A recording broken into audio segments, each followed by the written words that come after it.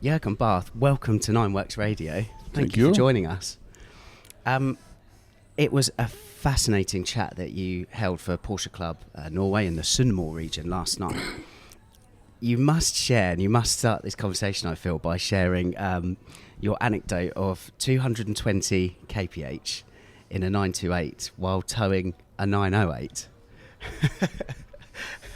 Yeah, because at this time the little spoilers in the back of the 908 start to work, and you all of a sudden have a lift in the rear of your 928.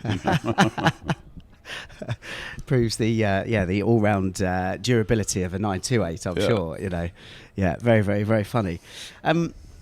How would you describe yourself, Jurgen, because you have done everything at Porsche. I've just found out, obviously, that you're responsible for forming the extensive archive that Porsche has. You helped with the rally teams, you did racing, you worked in the press department. So how would you describe your role at Porsche over the years? Now you have to understand that at the time Porsche was quite a small firm, and when I started my apprentices after my father died, it was Huschke von Hanstein who took over a little bit the fathership of me. And then, of course, after the apprentices, I went directly into the press sports department. And there, it was homologations, I was occupying it, the presentation of new cars, the press test cars, because the press department was about 6 people, there was Klaus Reichert, which was occupying the normal press day. And there was Ilse Nädele, which was a secretary of Huschke.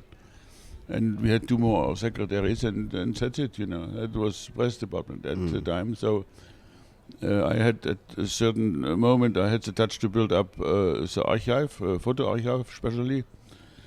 And then also to get all the cars which we had stationed in or parked in some garages or at some farmers, to get them together and to start building up the first museum, which was in Korndal at the customer racing department, where I think also started working there. Yeah. I think it's worth touching on the role that your father played, Edgar, because I think it's fair to say you kind of grew up really, certainly with cars, but also kind of Porsche when you moved from EMW. Yes, of course. It's because my father was doing actually the same thing which I did afterwards, looking after the customers, looking after the the administrative work of factory racing, and so it was easy for me to continue there. Yeah, okay. Again, you must tell, for the benefit of listeners, your story where you had the if found return to pit box. So what? You must tell the anecdote of when you said as a kid you had like the thing you were at racetracks and you had something around your neck, say like if found return. Yeah. It was a little signed when I was 2, 3, 4 years old. Yeah. And it was written on it, when I got lost, please return to pit number sowieso.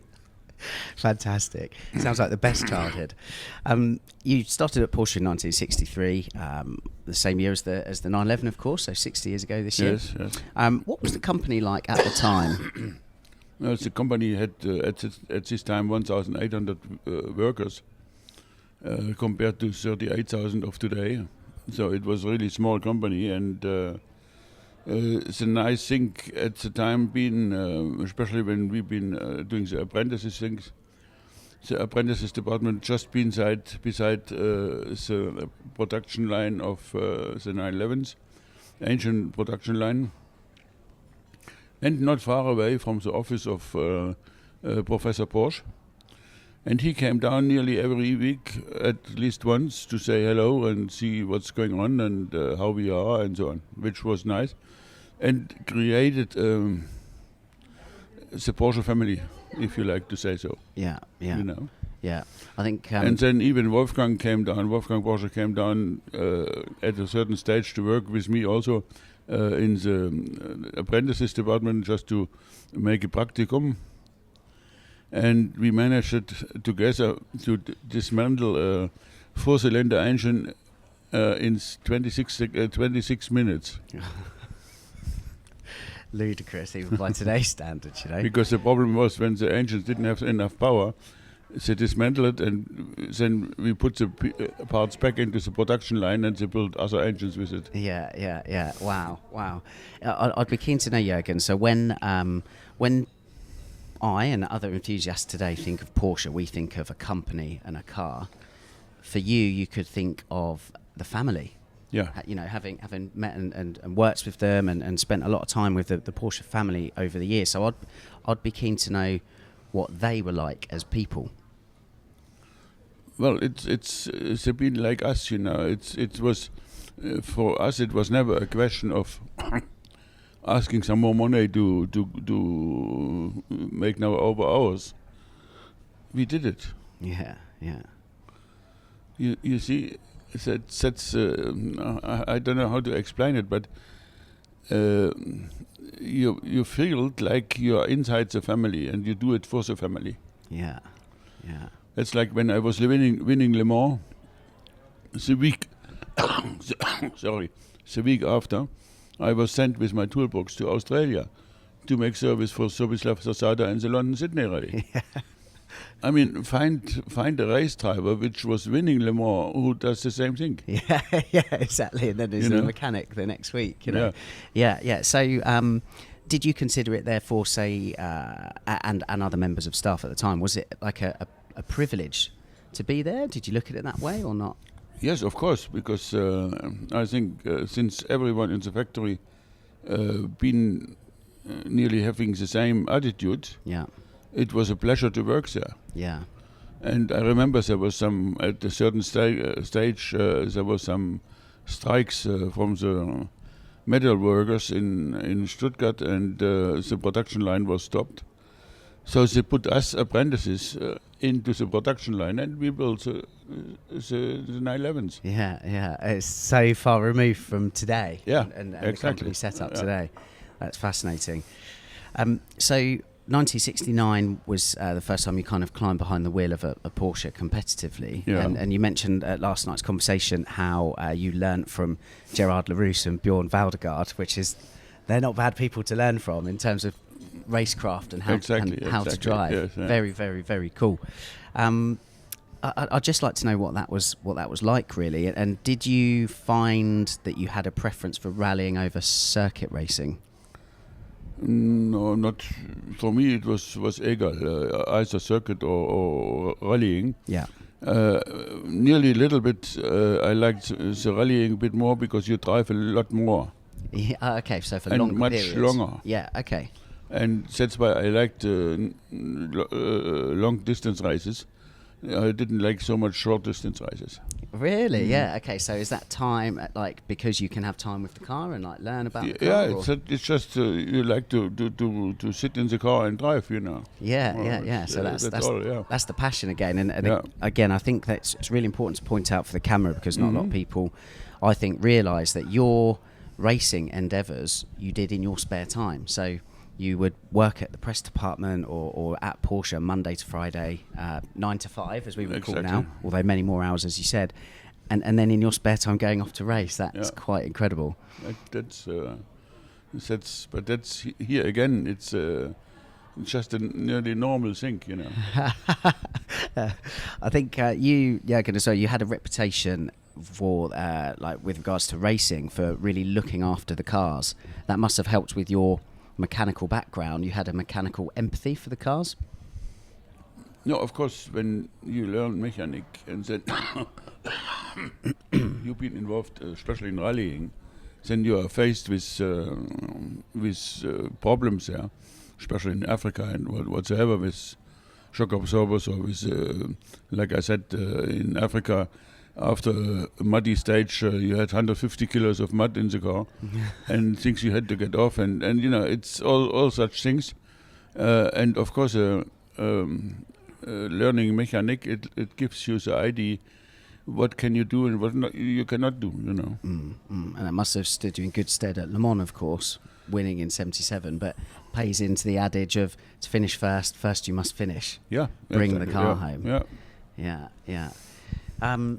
Okay, yeah, there's, again, something you said yesterday, the Tour de France ST, and saving weight, or weight saving on bottles of champagne. If you wouldn't mind retelling it, because that was fantastic. Well, it was Gerard Larousse. He wanted always a light car. Yeah. And since one of his cars, which he really liked, was the 911R, but at the time the 911R not more homologated because of it was much earlier.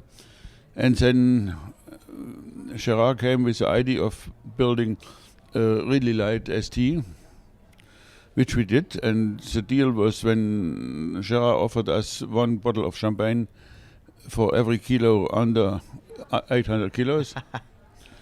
We got 11 bottles of champagne, but afterwards we found out that we forgot to take off the last 20 kilos or 20 liters of fuel which was left in the car when we waited, you know. It's a fantastic story. So you never got those last 20 bottles that you were owed. Yeah. Again, I find it incredible, the 73 RS, the 2.7 RS as Porsche calls it, being 50 years old. And in your role on the press team at the time, you were responsible for the promotional side of that. No, on the press side end, I did the homologation. Really? Yeah. Okay. Interesting. Very, very interesting. I did all the Porsche homologations from when I started in press department '69. Yeah. Actually, until I was finishing at Porsche, but in between I did all the homologations. Yeah. Wow. Okay. Well, I think what always surprises me is how different the 2.7 RS and the 3-litre RS cars are. There's one model year between them, but they're completely different cars and they drive kind of completely differently. Yeah, but I think that was since we went from the F bodywork to the G bodywork, automatically you have a little different car, but the technique underneath was still being the same thing. Yeah. You had the 915 gearbox and the normal 911 engine, which we knew from the 2.7, and it was just tuned up for more power. Yeah, like brakes, for example. Brakes. And we needed, because the concurrent they had the possibility to go much wider tires, which we couldn't do with a 2.7 homologation. Yeah. With a 2.8. That's why we had to build first a 3-liter RS as a street car, and then to be able to make the RSR to get the 10 centimeters out of the bodywork. Yeah. So they're following on from that. So the SCRS, obviously you were heavily involved with the SCRS program. Yeah. It's a rally car, really. If you think of the previous RSs that we've just spoken about, they are kind of really racers for tarmac. Was there ever any intention to build those as road cars in SCRS? Because there were 21, I believe. Yeah, 21. 21. Yeah, it was. Obviously, when you look back in history, when we're talking about RSs, there's a big gap in the road cars between the 2.7, the 3-litre RS, and then the 964 RS. The SCRS is in the middle there, of course, but they were competition. Lucky-wise, we had the connection with Rossmann's and David Richards, and when we created this idea with the management to build this 20 SCRSs to continue homologation, to be able to run still races with rallies with 911, they put up their hand saying, "Oh, we are interested in the Middle East Championship," and so on, because it was a time when the FIA forbid the 4-wheel drive cars. So only 2-wheel drive cars got able to run Group B, 2-wheel drive Group B cars.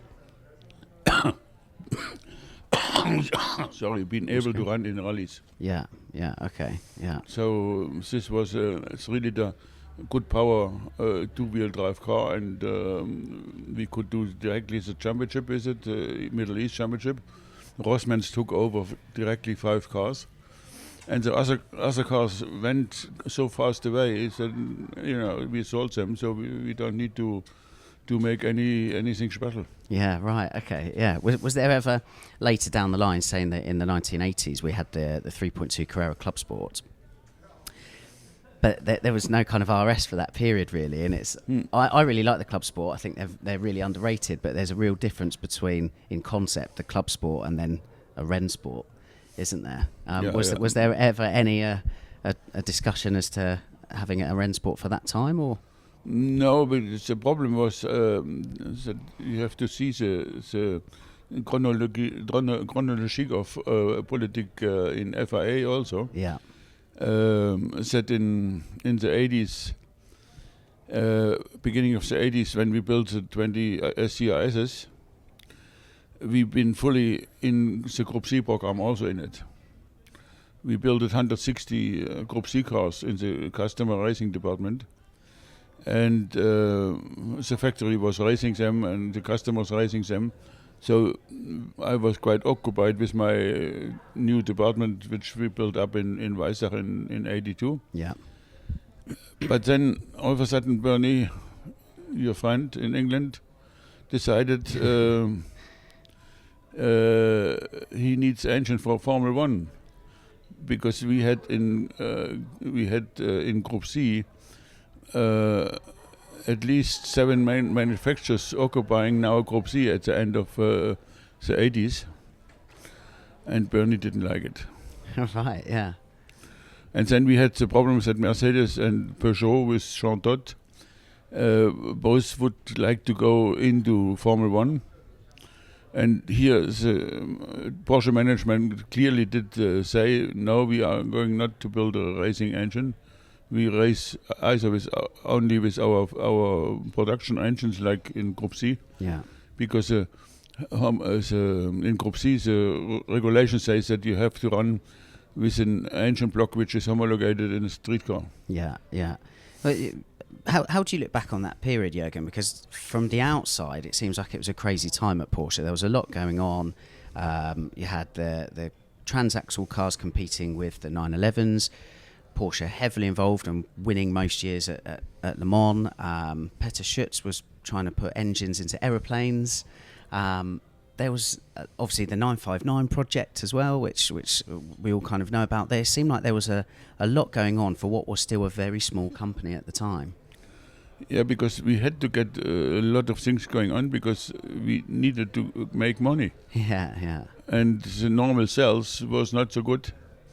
We had the problem with the 911 that it was too loud for with the air-cooled engine was too loud for the registration in the future.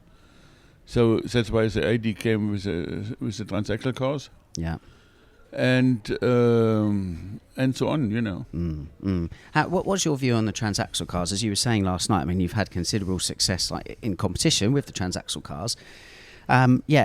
What's your feeling of them in comparison to the 911, for example? No, it's how to say, 924 was a nice handling race car, rally car, without any doubt. And the good thing was you had enough space in the back. You had no problem with the homologation because of the noise. Yeah. Because the engine was in front. And we made it possible with a 924 rally to show it's been able to run in rallies, and with a 924 GTS, I think we proved it even better. Yeah. And 928, it's the same thing. It was a fantastic car to travel on the autoroad, and I remember still my last GTS I had, it had over 60,000 kilometers. And normally for factory cars, we have to give them after 30,000 kilometers away. So I got always calls from the department for the cars and saying, "Oh, you have to give your car, you have to give your car." I didn't want to give it away. And funny thing was that I drove always to Paris for the FIA meetings. Yeah. And my record between the FIA Place de la Concorde and my home at Bietigheim near Stuttgart, 3 hours 30 minutes, with 2 fuel tanks. Yeah, really. There was no speed limits at the time. I could very well imagine. Yeah, the qualifier. I cannot talk to you without mentioning the C4 lightweight 964. Yeah. That is a really cool car, a really special car. Not a lot of people will perhaps even know about it. I mean, there were 20 of them, I believe. 21 or something. Yeah.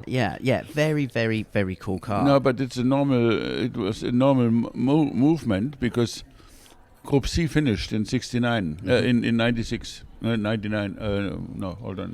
What I'm talking, 5? No, 85, 87, 89, 90. Okay, yeah. 90.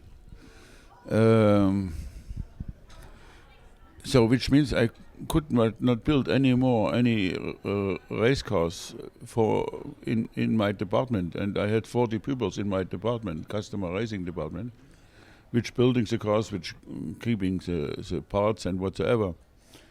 And at the time, it was also for us, it was, for example, allowed to sell gearboxes to Mazda, to Courage and other guys, ancients also. And a lot of people, for example, don't know that Jackie X at a certain moment, he bought some 911 with gearboxes from us to put it in the Ladas, and then he drove in the Ladas with the Porsche engines. Really? Yeah. And then a friend of mine from America came, and the problem was that we had in the Paris-Dakar, they had about 25 spare parts ordered. And these pieces are lying in my customer racing department. Like I've been handling also at the time the TAC Formula 1 parts in the customer racing storage.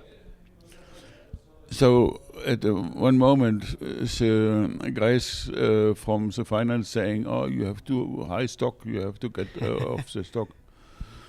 And there was the 25 transaxles, not transaxle, gearboxes with front wheel drive. And then a friend of mine, Kerry Morse from America, came, and he had the idea to build some of for some club racing in America.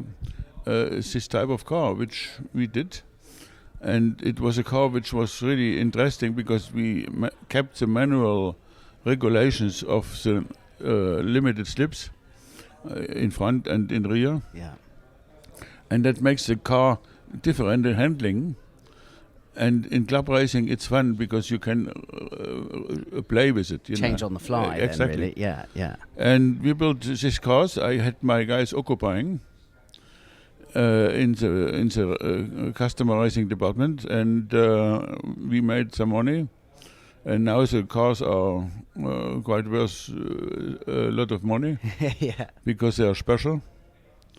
And it was good for the time, yeah. Yeah. Very, very, very cool cars. But at the same time, when we built these lightweights, after the finish of Group C, I started to trying to set up a new series. Because already in Group C, I was involved in the Oscar organization. Together with Chris Parsons, I was handling the organization of all the races around the world.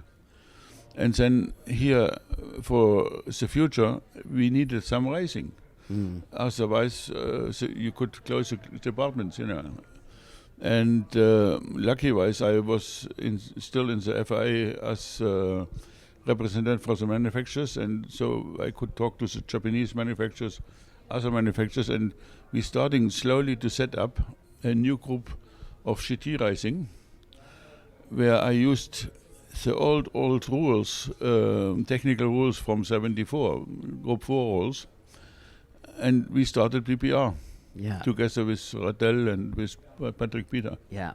So, but that was, and this is what again I find incredible. So that surely was done in your spare time because you are still working at Porsche at the time. Yeah, but Porsche was always, it was always with we say, okay, from the management, I could do these things there. Yeah. Like you saw yesterday that I've been doing things for Opel and doing some rallies for Toyota, Opel, and whatever.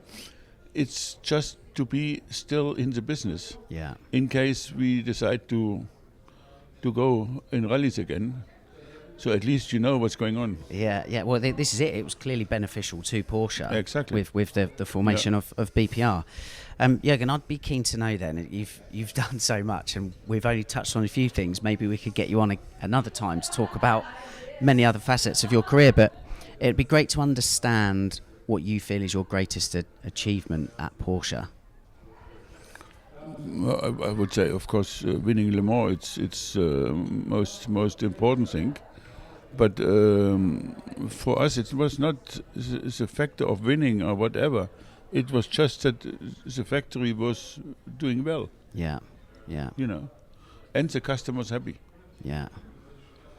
Because that's the most important thing for us was always to put the customer first. And if the customer is happy, then it talks around and you get new customers, but also old customers come and buy the cars. Yeah. Le Mans obviously always been so important to Porsche. So I can only imagine how that must feel to have delivered an overall Le Mans success for Porsche in '77. But again, so many other bits and pieces you've done, the creation of the cars, creation of race series. I almost didn't expect you to say Le Mans, actually. But Le Mans, I think it's still the greatest race in the world. Yeah. Of course, my victory at Nürburgring is equal as Le Mans in a certain way. But also, winning a class in Monaco, it's as important, Alongside all of that, meanwhile, you were also publishing books on Porsche and racing, of course. So why did you want to do that? Well, my first book was a big Porsche book, which again here, because when you build up an archive, you need also something where customers, dealers can look fast into it and see what type of car was it and how many cars been built and things like this. And that's we did with a big Porsche people. And then afterwards I went into the special types of cars, like the Porsche 906, 934, 935. But here again, it was always the wish of Dr. Porsche also to nail down the cars. That we could, protect the goods of the customer, which was really important. Yeah.